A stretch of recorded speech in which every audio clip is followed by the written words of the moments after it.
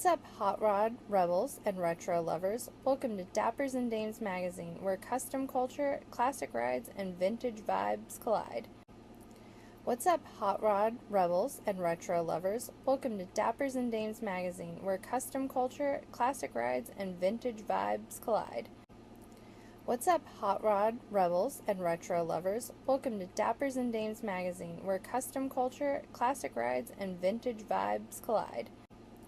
What's up, hot rod rebels and retro lovers? Welcome to Dappers and Dames magazine, where custom culture, classic rides, and vintage vibes collide. What's up, hot rod rebels and retro lovers? Welcome to Dappers and Dames. Yes, he is, for sure. Well, I guess we don't have to do the introduction. No, Okay. that's it. Everybody knows me anyway. What got you in the cars in the first place? Really, I grew up, well, you can see I grew up on this farm. My bus driver was a hot rodder. He had a shop out here in town. He done customs back when I was in the KOA, kind of got started. He had 59 just like I did now.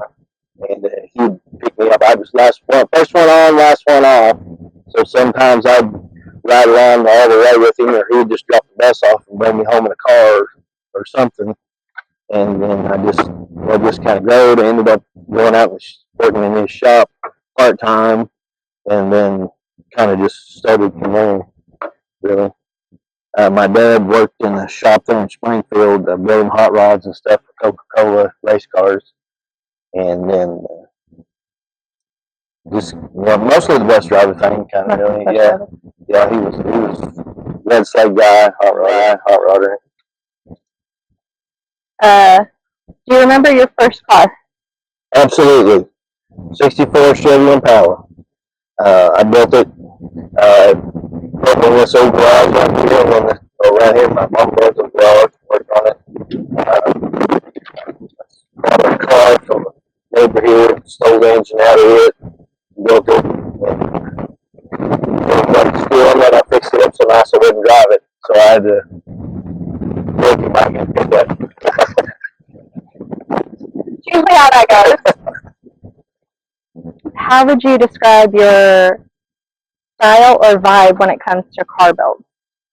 Oh, I don't really have. I try to stay on the traditional side of things. Whether it be 50s or 60s, or like this car, it's 80s style custom. When they started bringing them back. But I try to stay pretty traditional as I can be. Where parts are available is the big thing nowadays. So I try to stay more traditional. Is the only thing. I don't try to get modernized. Other than that, right there. Any awards or been featured on anything? Calvin Clay Customs. I've done a couple of those. I've been in another magazine or two. I've run something somewhere usually. For better or worse, But yeah, I enjoy getting out. A lot of times, I go to little shows, I don't win anything.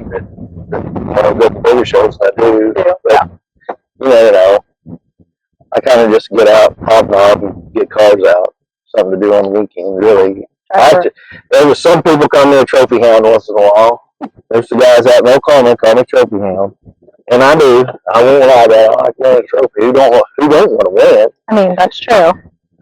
I know some people who want to win at every show. Yeah, well, why be a loser when you can win once in a while? Yeah. You just got to take the right car to the right show. Yeah, that's how them Oklahoma guys are. They're losers. What's on the radio when you're cruising around? Oh, I don't play nothing but oldies on my radio.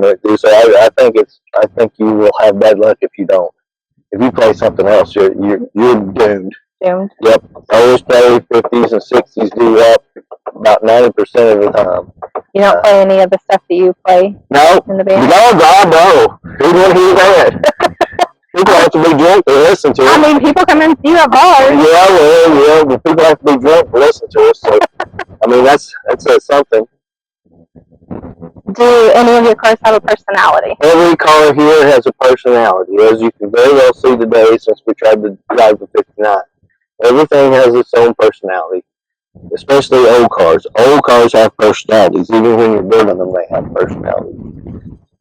Now, we talked about this earlier when we were just talking, but you have names for your cars. Oh, absolutely. Personality has names. Well, we're with Love Boat. This is the Love Boat, 56 Mercury, because it's at the boat, and it sits on the ground, and it's kind of dirty, so it's the Love Boat. Love Boat, yep. And then I got the Zanko Merc, which I call the Flaming Raspberry half the time, because it's got flames and it's raspberry. A color I never thought I would see you with. I didn't either, but it just kept. When I seen the car for sale, I was just like, I've got to save this thing, you know, because it was sitting in a storage shed out in Connecticut, just covered in dust and dirt. Just made me sick. And I was like, man, that thing is kind of ugly, but I could see potential underneath the dirt. Yeah. I was like, so I went up there. I sold the car that I had for years and years and years to go get this thing because I wanted to save it so bad. It was like I knew my car was going to be all right where it was going. I got to save this. I got to save it, you know. So I got out there. It's like no matter how ugly it is, I'm going to buy it. You know. Yeah. I mean, I get it. I was devoted. I was out here in Connecticut. I had money in my hand. It was just a matter of talking my mind out of it, you know. At least I can see you when you're coming. Everybody can see me coming. That's one thing about it, and I can find it in the parking lot. Yeah. There's no doubt where my car's sitting out in the parking lot. That's true. And then we got the American Graffiti car. I did call it Falfa's Revenge because I thought, you know, when Falfa rode his car, I don't think that would have stopped him. Yeah. So he probably would have built another car because the car wasn't that bad. So that car kind of come from that. I mean, it's close to the original car. Just a few updates that would have made it just that much faster after he wrecked it. So it does sound good. It does sound good, and it drives good, and it runs like a Golf 8, but it's its own car. It's kind of standalone deal. I went with all black in the car instead of the white headliner and tonneau cover and stuff in it because I just wanted it all black, you know, and the skull and all that good stuff. Oh yeah. But 59, you know, I call it Linda Lou because my mom had a convertible, but that was her first car. So, and my bus driver, that's what I was used to working on, you know, his 59 stuff because he had 59s, and so I ended up getting this one here and just lowering it, and it already had an interior from the mid 80s or something because the guy tried to customize it and just never did finish. He passed away, and I ended up talking the guy out of it. And he hadn't finished it yet, and so that's why that's kind of my mom's car. As usual, no dates. No, not really. I bought that 49 Merc out there. We're going to try to get it subframed and chopped and everything this summer and try to get it done. I need to get this thing on the road, really. It's just got a lot of piddly stuff that needs to do it. I didn't want a rat rod, but God kind of taught me.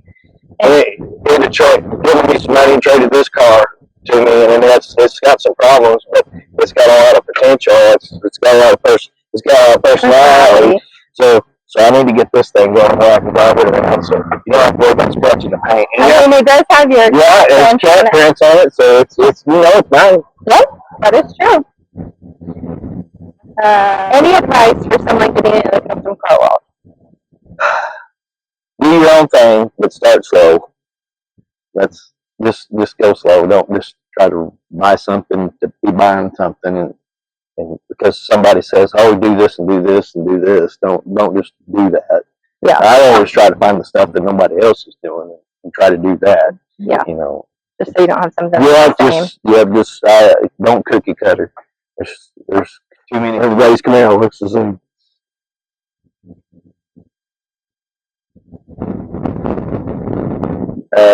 Forest fires prevent bears. If there's any advice that I can use. I mean, that's my mouse. I feel like I'm talking into a mouse. Anything else you can think of? No, I don't know. It's your magazine. I know, but I'm gonna use that. You probably will.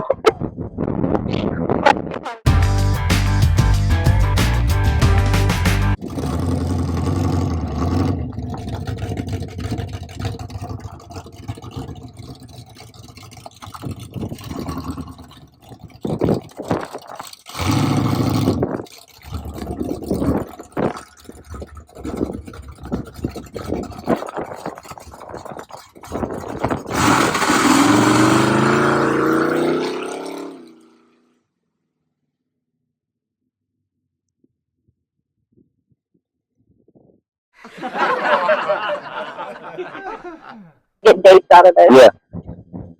Look, if any gals are watching this here podcast, you can come on down here to the cat ranch and we can ride the love boat around the road. But don't be drinking in it. That's for me only. We'll can't drink in it. Oh, that's right, because we still wine it. You'll spill wine in your car. Christy Starburst. Hey, you don't have that car anymore, so. No, I got rid of that car. That's a good thing. Not really. I kind of miss that car. People ask me about that car. Where's your car? You still have that car? I got nobody. No, you had to. Time for a change.